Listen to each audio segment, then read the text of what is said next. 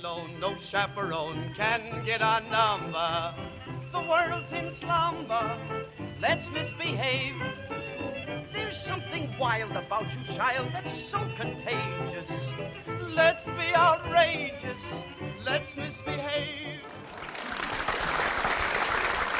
With us today to introduce Design for Living is legendary film critic, historian, and author Molly Haskell. Ms. Haskell, yay! Ms. Haskell is the author of 6 books, and she has written for the New York Times, The Guardian, Esquire, The Nation, Town and Country, The New York Observer, The New York Review of Books, The Village Voice, New York Magazine, and Vogue. She served as Associate Professor of Film at Barnard and Adjunct Professor of Film at Columbia University. She's written and lectured extensively on screwball comedy and has appeared on many DVD commentaries and interviews, including contributing to TCM. Ms. Haskell curated this weekend's films to provide us with bookends of screwball comedy in the classic era. After the film, she and I will be discussing today's filmmaker, Ernst Lubitsch, and the foundation that he built for the screwball comedy genre. Please join me in welcoming back Ms.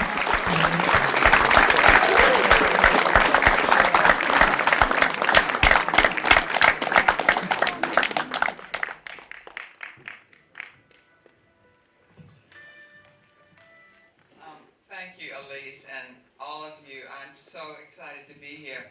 We've been discussing this by email for 2 years now. And first of all, I said, screwball comedy film festival, how can it be? It's just too good to be true. And it still is. It's just fantastic. We're so lucky to have it. And I think Aliece and Ed are just 2 of the great people who have created this and so imaginatively and so faithfully. Ernst Lubitsch was German, probably the most sophisticated director ever to come to Hollywood, and the most sort of, not so much versatile, but nimble in the way he went from silent film to sound, and from before the production code. The Hayes Office, of course, came in full force in 1933 and imposed these very strict moral standards on film. So many things that were forbidden that you couldn't do. And somehow, Lubitsch, this is just on the cusp of the code, and it's still, it still raises eyebrows. That's how sort of modern and sophisticated Lubitsch was. He was born in Germany and of a tailor. His father was a tailor. He somehow got to, I guess it was Berlin, and got in the Max Reinhardt theater troupe, first as an actor, then as a director, and he just loved directing right from the start. So he ended up working with all the great German stars of the day. He did sort of light comedy and also epics, and most of them were very popular. One, Carmen, broke through internationally, and with that, he said, now is the time to go to the United States. So he came to Hollywood. It was still silent, the 20s, still the silent era. Mary Pickford got him to do a film with her, and they didn't get along very well, but that was a good place to start. And he sort of went on from there.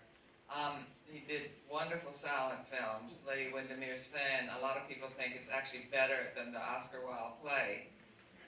Design for Living was a play by Noel Coward that came out really 32, 33. He wrote it for Alfred Lunt and Lynn Fontanne, who were this huge, you probably know them, big, huge acting couple in New York. And the 3 were buddies. So they said, you've got to write a play for us. So now was the time. He wrote Design for Living, and he starred in it, and the Lunt and Fontanne. And he played the writer, and Alfred Lunt played the painter. And it was a hit. It was a big hit in New York. Hopkins was from the South. You can hear it in her voice, as you can hear it in mine. We'll get that out of the way. And she had a good education, and I wondered about it because she speaks briefly but very good French in the film, and ended up coming to Hollywood. And she had a flurry of really interesting parts, of which I think this may be the best. And I think she got a little bit, maybe shrill or mattered a little bit in later films. And in The Smelling Lieutenant, she's innocent, and that here she's sort of the perfect. The other film I wanted to mention that Lubitsch did just before this, and I think you showed it or are going to, is Design for Living, another one of the great comedies. And in that, Miriam Hopkins is definitely the sort of calculating one.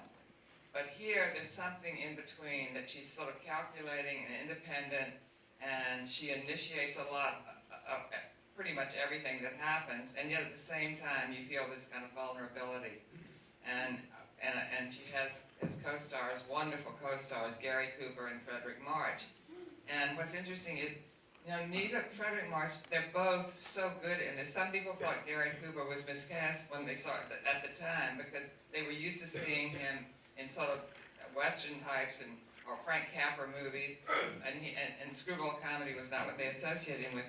And yet, in a way, that's what makes him so good. And I don't want to say too much, but we'll talk about that afterward. So this is basically the background of the film.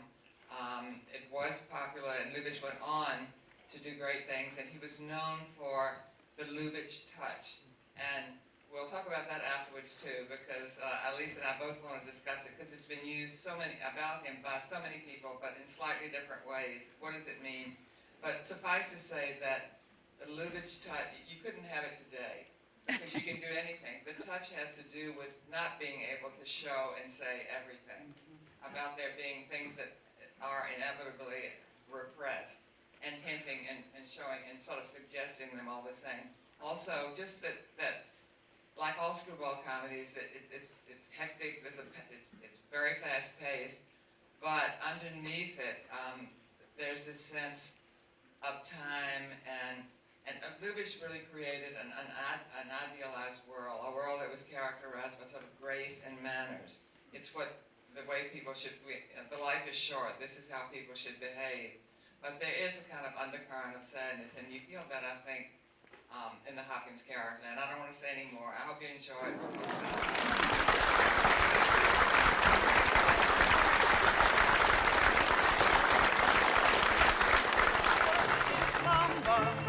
Let's misbehave. There's something wild about you, child, that's so contagious. Let's be outrageous. Let's misbehave. When Adam won Eve's hand, he wouldn't stand for teasing. He didn't care about those apples out of season.